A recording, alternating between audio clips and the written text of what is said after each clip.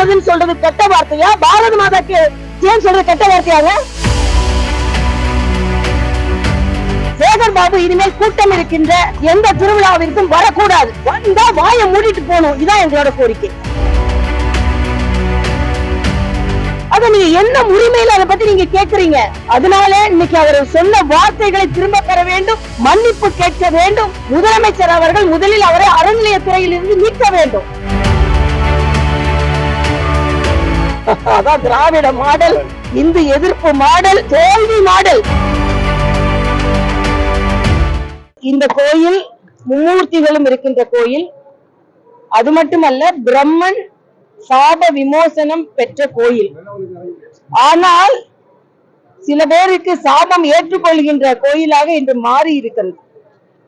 ஏனென்றால் பக்தர்கள் மனம் வந்து இறைவனை பிரார்த்திக்க வருகின்ற நேரத்தில் உபவாசம் இருந்து ஒன்றும் சாப்பிடாமல் கூட பசியோடு வருகின்ற பக்தர்களை பார்த்து, நீ சோறு சாப்பிடுறியா, இல்லைன்னா அவங்க சொல்ற வார்த்தையெல்லாம் நம்மளால சொல்ல முடியாது, அத மலம் சாப்பிடுறியா அப்படின்னு கேட்டா, மதத்தை மதிக்காமல் மதத்தை கும்பிடும் மக்களை மலம் சாப்பிடுபவர்கள் என்று சொன்னால் உங்களை யாரும் மன்னிக்க மாட்டார்கள். சேகர் பாபு அவர்களே, உங்களுக்கு இந்த உரிமையை யார் கொடுத்தது? நான் கேக்குறேன். சர்ச்சு வாசல்லையோ மசூதி வாசல்லையோ நின்னுட்டு இப்படி பேசுவீங்களா? ஒண்ணு. இன்னொன்று, நீங்க உப்பு போட்டுதான் சாப்பிடுறீங்களான்னு எனக்கு தெரியல. இங்க ஓட்டு போட்ட மக்களுக்கு ஒரு கூட்டம் இருந்தால் அவர்கள் உணர்ச்சி பூர்வமாக, ஏன் உணர்ச்சி பூர்வமாக சட்டம் போட்டாங்க? உங்களின் ஊழல்னாலதான், நீங்கள் நிர்வாக திறமை இல்லாததுனாலதான். இங்க நீங்க பாத்தீங்கன்னா தெப்பக்குளம், நாளைக்கு தெப்பம். அந்த தெப்பம் முழுமையா நடக்கணுமா இல்லையா? ஆனா அந்த தெப்ப குளத்தோட சுவர் இடிஞ்சு விழுந்திருக்கு. அதை சரி செய்தீங்களான்னா கிடையாது. ஆனா நீங்க தேர வட இழுக்க வந்துட்டீங்க. வட இழுக்க வரும்போது உங்களுக்கு இருக்கும் உரிமையை விட இங்கே வடம் இழுக்க வருவரும் சாமி கும்பிடு வருகின்ற ஒவ்வொரு குடிமக்களுக்கும் அந்த உரிமை இருக்கிறது. ஏன் டென்ஷன் ஆவறீங்க? இந்துக்களை பார்த்தாலே டென்ஷன் ஆயிடுது சேகர் பாபுவுக்கு. அவர் நான் வன்மையாக கண்டிக்கிறேன். முதலில் முதலமைச்சர் ஸ்டாலின் அவர்கள் அவர் மீது நடவடிக்கை எடுக்க வேண்டும் என்று கேட்டுக்கொள்கிறேன். இன்று இந்த கோயிலில் நடந்தது எல்லா இந்துக்களும் உணர்வையும் புண்படுத்துவதாக ஆகும். ஒருத்தரை பார்த்து நீ மலம் சாப்பிடுறியான்னு கேட்டா எல்லாரும் பார்த்த கேட்கிற மாதிரி தானே ஆகும். அத நீங்க என்ன உரிமையில அதை பத்தி நீங்க கேக்குறீங்க? அதனால இன்னைக்கு அவர் சொன்ன வார்த்தைகளை திரும்ப பெற வேண்டும், மன்னிப்பு கேட்க வேண்டும். முதலமைச்சர் அவர்கள் முதலில் அவரை அறநிலையத்துறையில் இருந்து நீக்க வேண்டும். உண்டியல் வேணும், சாமி வேண்டாம், உண்டியல் வேணும். அதே மாதிரி இங்க மக்களான பணத்தை வாங்கிவிட்டு மக்களை உதாசீனப்படுத்தும் இந்த சேகர் பாபுவை யாராலும் பொறுத்து கொள்ள முடியாதுன்னா, வைகுண்ட ஏகாதசிக்கு கோயிலுக்கு போறேங்க, கூட 4 பேர் வந்தாங்க. நாம ஒரு மாநில தலைவராகிறதோ ஆளுநராகிறதோ எங்க மாவட்ட தலைவர்கள் வந்தாங்க. வாட்ச்மேன் மாதிரி நின்றுட்டு ஒரு மேல ஏமா ஏமா ஏமா போகாதுமா, நான் தனியா போக மாட்டேன், அவங்கள விட்டாதான் நான் பண்ண. நீங்க வந்து கூட்டமா நீங்க கோயிலுக்குள்ள போக மாட்டீங்க. ஏன்னா மத்த இடத்துல துபு துபு துபுன்னு போவீங்க, டாஸ்மாக்குள்ள கூட்டமா போவீங்க. ஆனா கோயிலுக்குள்ள நீங்க கூட்டமா வரமாட்டீங்க. ஏன்னா கூட்டத்துல யாராவது வந்தா அவங்க அடையாளம் கண்டுபிடிச்சு நீங்க இந்து விரோத அரசாங்கம் அவங்களை தண்டிச்சிருமேன்னு, சீட்டை கிழிச்சிருமேன்னு பயம். ஆனா எங்களோட உரிமையை தட்டி கேட்பதற்கும் கோயிலுக்குள்ள போகாதுன்னு சொல்றதுக்கும் கூட்டம் கூடாதுன்னு சொல்றதுக்கும் நாங்க வந்து நீ சுற்றுச்சுவரை சரியா எழுப்பலன்றதுக்கு கேள்வி கேட்பதற்கும் எங்களுக்கு முழு உரிமை இருக்கிறது. அந்த தெப்ப குளத்துல சுற்றுச்சுவரை சரி பண்ண வெக்கல்ல. ஆனா ஒவ்வொருத்தரையும் பார்த்து இவளுக்கு டென்ஷன் ஆனா என்ன அர்த்தம் நான் கேக்குறேன். சேகர் பாபு இனிமேல் கூட்டம் இருக்கின்ற எந்த திருவிழாவிற்கும் வரக்கூடாது. வந்தா வாயை மூடிட்டு போகணும். இதான் எங்களோட கோரிக்கை.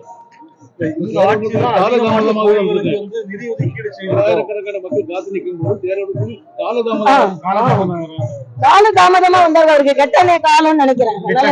கெட்ட காலம், அதனால காலதாமதமா வந்திருக்காரு. எல்லாரையும் காக்கல, எல்லா கோயிலையும் நான் பாக்குறேன் அவரை. அவங்களுக்கு எல்லாம் என்னமோ கோயில்னா அவங்களுக்கு உரிமை மாதிரி, இவங்களுக்கு அடியில கோயில் இருக்க மாதிரியும். கோயில் என்பது பொதுமக்களின் பக்தியினால் உருவானது, இவங்களால உருவாக்கப்பட்டது கிடையாது. 3000 கோயிலுக்கு நான் கும்பாபிஷேகம் செஞ்சேன்னு சொல்றாங்களே, ஒரு கோயிலுக்கு உங்க முதலமைச்சரை கூட்டு வந்தீங்களா? இவ்வளவு பக்தர்களை பார்த்து கேள்வி கேட்கிறீங்களே. உங்க முதலமைச்சரை ஒரு கும்பாபிஷேக கோயிலுக்கு வாங்கன்னு சொல்றதுக்கு என்ன அர்த்தம்? அப்ப உங்க கோயில் தான் உங்களுக்கு வேண்டாம். முதலமைச்சருக்கு கோயில் வேண்டாம், திருப்பரங்குன்றம் வேண்டாம், விளக்கு வேண்டாம், நான் உண்டியல் வேணும், காசு வேணும், ஆசை வேண்டாம். அதனால நான் ஒரு சவால் விடுறேங்க. நீங்க எக்ஸ்ட்ராருக்கு போய் நோன்பு கஞ்சி குடிக்கிறீங்க, தப்பு இல்ல. கிறிஸ்துமஸ்க்கு கேக் வெட்டுறீங்க, தப்பு இல்ல. ஆனா எங்களோட தைப்பூசத்துக்கு வாங்க, எங்க கோயிலுக்கு வாங்க. சேகர் பாபு வந்து சத்தம் போட்டா பத்தாது, டென்ஷன் ஆனா கூட முதலமைச்சரை கூட்டிட்டு வாங்க. இந்துக்களின் உணவை புண்படுத்தி கொண்டிருக்கிறீர்கள் என்றால் இதை விட நாங்கள் கடுமையான தண்டனையை நீங்கள் சந்திக்க நேரிடும். 2026 மிகப்பெரிய பதிலை உங்களுக்கு சொல்லும்.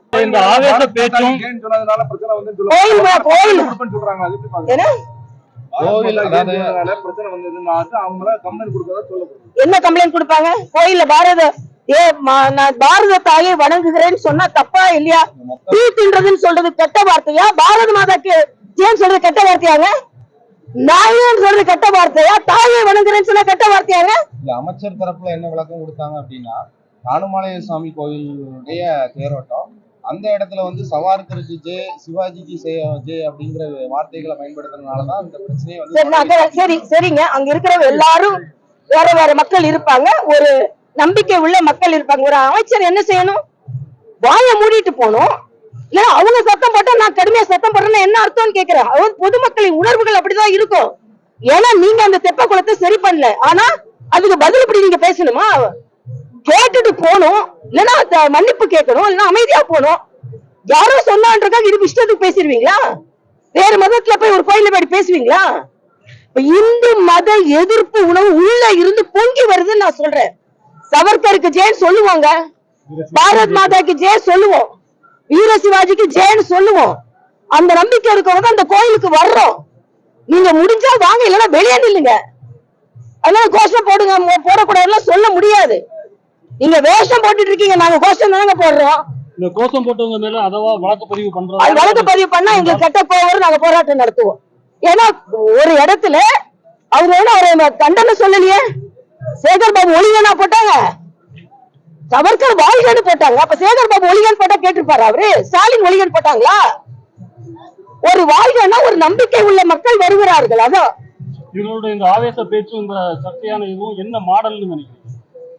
அதான் திராவிட மாடல், இந்து எதிர்ப்பு மாடல், தோல்வி மாடல். இந்த இந்து எதிர்ப்பு மாடல் திராவிட மாடல், திராவிட மாடல் சொல்ற தோல்வி மாடலாக முடிய போகிறது அவர்களுக்கு. தானுமாலையன் நிச்சயமாக பார்த்துக் கொள்வார். செய்திகளை உடனுக்குடன் தெரிந்து கொள்ள கீழ்கண்ட கேபிள் மற்றும் டிடிஹெச் நெட்வொர்க்குகளில் எம்நாடு செய்தி தொலைக்காட்சியை காணுங்கள். பாதகம் செய்பவரை கண்டால் நாம் பயம் கொள்ளலாகாது பாப்பா.